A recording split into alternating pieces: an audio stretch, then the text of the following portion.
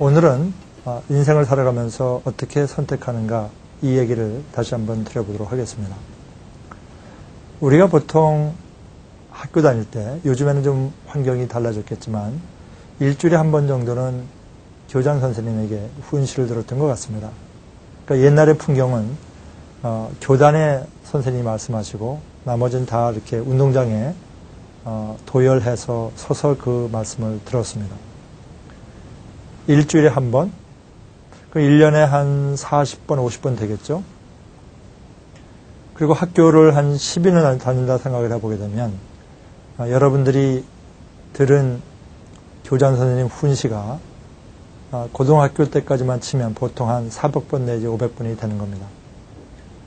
여러분 한번 그 많은 훈시 말씀 중에서 몇 가지가 기억나는가 한번 생각해 보십시오.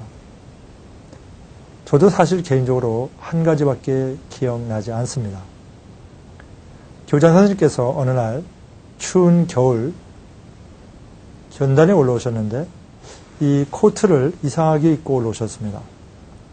이렇게 단추를 나란하게 꼬이지 않으시고 맨 밑에 있는 이 오버 단추를 이렇게 꼬이시고 이렇게 어깨를 뒤로 이렇게 제치고서 연단에 올라오셨습니다.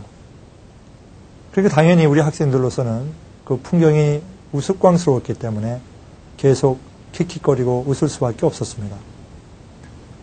한참 말씀을 하시다가 말씀을 딱 멈추시면서 여러분들이 이것 때문에 웃는 거죠 하면서 이 단추의 설명을 하는 겁니다. 여러분 초등학교 인생이 이렇습니다. 첫 단추가 이쁘게 잘 꼬여지면 여러분들 나머지 인생이 예쁘고 그 다음에 첫 단추가 잘못 꼬여지면 이것 다시 풀릴 때까지는 여러분들의 모습은 헝클어져 있기 마련입니다 하는 이런 말씀을 하시는 겁니다.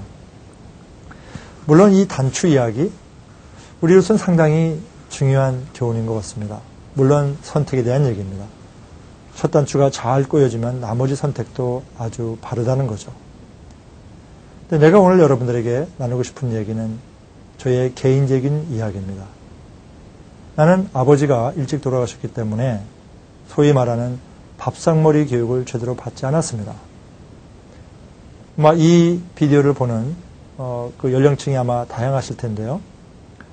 아마 좋은 환경에서 자라신 분들은 그러한 부모님들의 교육을 많이 들었을 테고 또 환경이 어려운 사람은 설사 부모님이 있다고 하더라도 그러한 삶에 대한 얘기를 직접 듣기에는 쉽지 않았을 것입니다.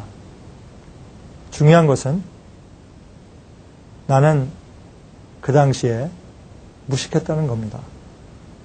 무엇에 무식했느냐 하면은 어떻게 인생을 선택하고 왜 선택하고 언제 선택해야 되는가 이 문제에 대해서 별로 고민 없이 살았습니다.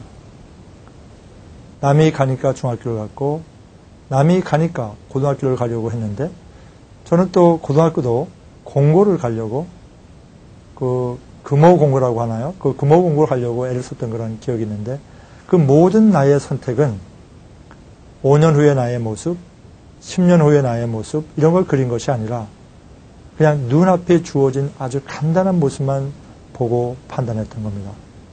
왜냐하면 무식했기 때문입니다. 시간이 많이 지난 뒤에 내 주위에 있는 내 주위에서 꽤 성공한 분에게 제가 한번 여쭈어보았습니다. 왜 내가 한참 성장기에 저에게 삶은 어떻게 선택해야 되고 전공은 어떻게 선택해야 되고 또 돈이라는 것은 무엇이고 경제가 우리 인생에 얼마나 중요한가 이런 얘기를 들려주지 않았는가 하고 제가 여쭈어 보았습니다. 근데 그분이 그러시더군요. 그 당시는 나도 나 먹고 살기 힘들었어 이렇게 얘기하시더군요. 결국 부모님이 자녀에게 배우자가 배우자에게 가까운 친구가 친구에게 인생에서 선택이라는 이슈를 선택이라는 주제를 가르쳐주는 사람은 굉장히 국한되어 있는 것 같습니다. 여러분 주위에서 어떤 분이 여러분들에게 선택하는 지혜를 가르쳐 주십니까? 그분은 얼마나 선택을 잘 하는 분입니까? 우리가 평생 선택을 하면서 살아갑니다. 굉장히 중요한 주제입니다.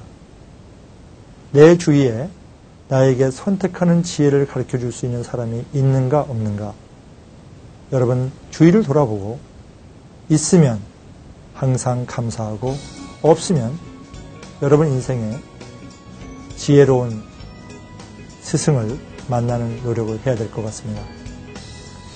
오늘은 선택의 스승을 만나라 이런 주제로 얘기를 마무리 짓겠습니다.